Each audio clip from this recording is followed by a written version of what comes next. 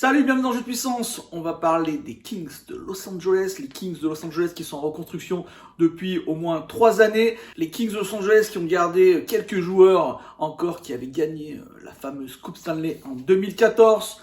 On pense à leur première ligne avec des joueurs comme Kopitar, Dustin Brown et ils ont dans leur cage Jonathan Quick. Jonathan Quick qui a été vraiment un gardien qui a beaucoup travaillé mais qui est aujourd'hui en déclin. Il va quand même rester le gardien numéro 1. Mais attention à Calvin Petersen, 26 ans, qui va peut-être lui prendre sa place. Attention à ce jeune gardien, Jonathan Quick, c'est peut-être les dernières années où on va le voir travailler dans la cage des Kings de Los Angeles. Il n'y a pas eu beaucoup de mouvements du côté des Kings de Los Angeles. Rob Blake, le directeur général, a plutôt préféré penser aux espoirs, aux joueurs qui vont arriver. Il faut dire qu'il y a vraiment un panel d'espoirs très intéressant du côté des Kings. Un panel d'espoirs avec, en premier lieu, le repêchage numéro 2 de la dernière draft, Quinton Byfield, 18 ans,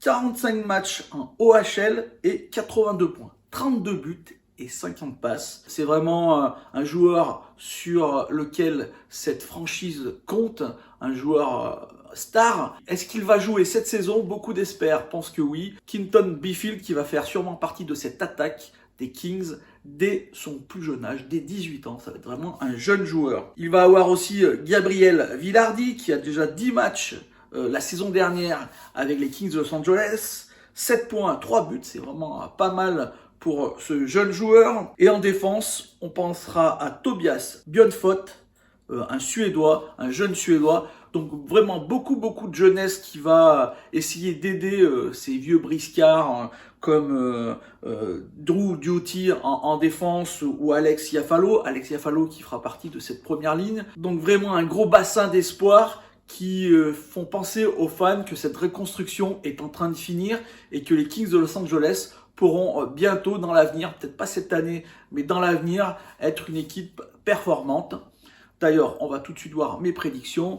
Mes prédictions, comme je viens de vous le dire, c'est que les Kings de Los Angeles, là, ils vont devoir faire jouer leurs jeunes, voir ce qu'ils valent et voir si dans l'avenir, on pourra compter sur eux pour que les Los Angeles Kings deviennent une équipe performante. Et si c'est le cas, si ça marche bien cette année, je pense qu'on va encore voir de nouveaux jeunes la saison prochaine.